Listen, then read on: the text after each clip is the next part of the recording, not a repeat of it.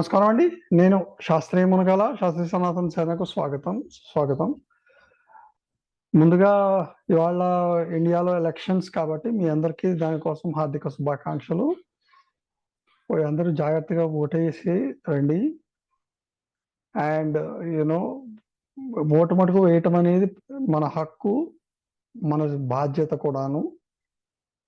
So ఎవరు కూడాను దానికో ఓటు వేయకుండా ఊరికే కూర్చుందాము, సినిమా ఒక వారం రోజులు ఆగినా కూడా మీకేం ఫరక్ పడదు.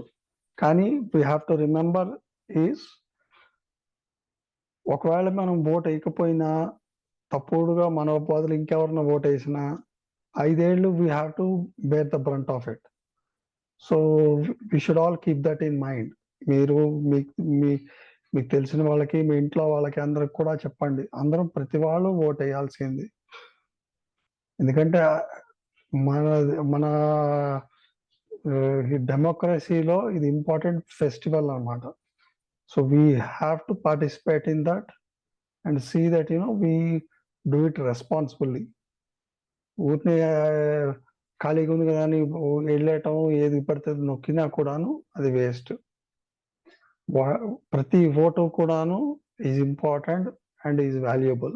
We have to understand. ఒక్కొక్కసారి అంటుంటారు జనాలు, వాడు 11,000 ఓట్లతో గెలిచాడు, 15,000 ఓట్లతో గెలిచాడు. But we also have to remember, చాలా మంది సింగిల్ డిజిట్స్ లో కూడా గెలిచిన వాళ్ళు ఉన్నారు. వాజ్పేయి గారు ఒకసారి ఒక ఓటు తోటి ఓడిపోయారు. 1992 if I remember it correct, some time 2002 ఏదో ఓటు.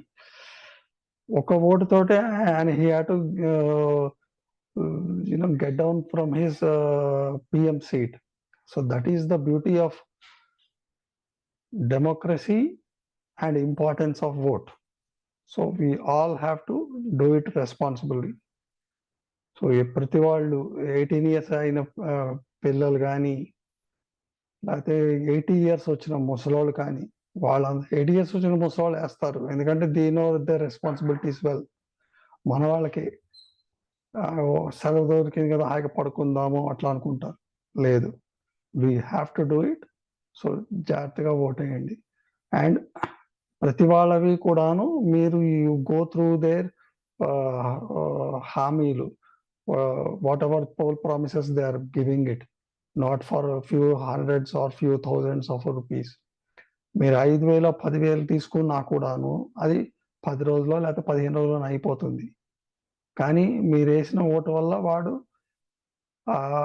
365 ఇంటూ 5 ఏళ్ళు ఇందులో ఎంత సంపాదిస్తాడో మనం కనుక ఆ బాధ్యత తప్పుడు వాడికి ఉపయోగిస్తే మన దగ్గర నుంచి ఎంత దోచుకుంటాడో కూడా మనం ఆలోచించాలి. So keep that in mind. దేశ భద్రత గురించి కూడా ఆలోచించాలి. ఈ 10 ఏళ్లలో మన భద్రత ఎట్లా ఉండింది, దానికి ముందు ఎట్లా ఉండింది, భారతదేశం ప్రపంచ దృష్టిలో ఎట్లా ఉంది ఇప్పుడు, గత 10 ఏళ్ల నుంచి ఎంత మనం బయట ప్రపంచ దృష్టిలో మనం వాళ్ళ రోజు తలెత్తుకొని తిరగలుగుతున్నాం. ఇంతకుముందు అదే ఉందా? సో ఇవన్నీ కొంచెం ఆలోచించుకొని జాగ్రత్తగా ఓటేయండి. All the best. Thank you.